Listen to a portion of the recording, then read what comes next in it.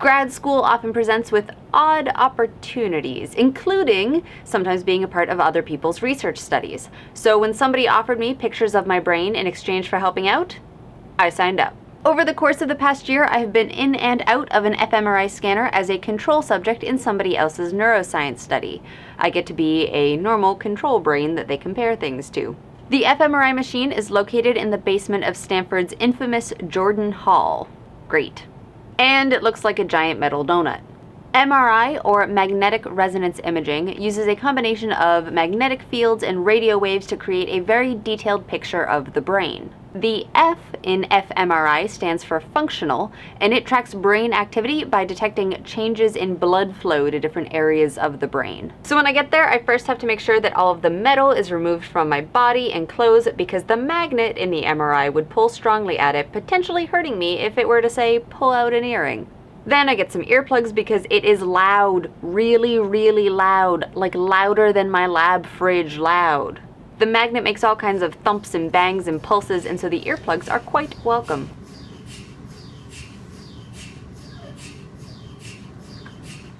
Finally, I get blankets because the room is freezing, and then I lie perfectly still as I am positioned in the machine and pulled back into it.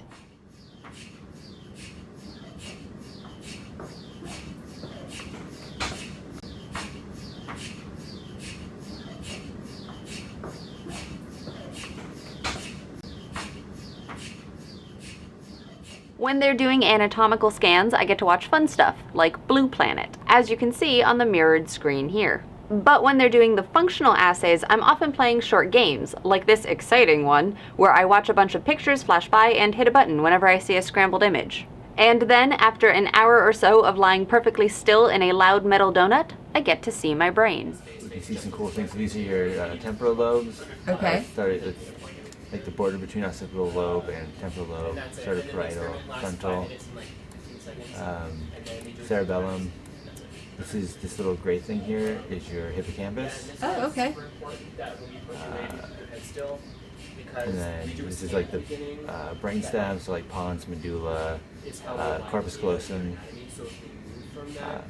and then spinal cord. This is where it exits, and this is your spine. Okay. Tongues are really big. Yeah, that actually always kind of creeps me out a little. This is my favorite, is the eyes. You can even see the lens. Weird. Yeah.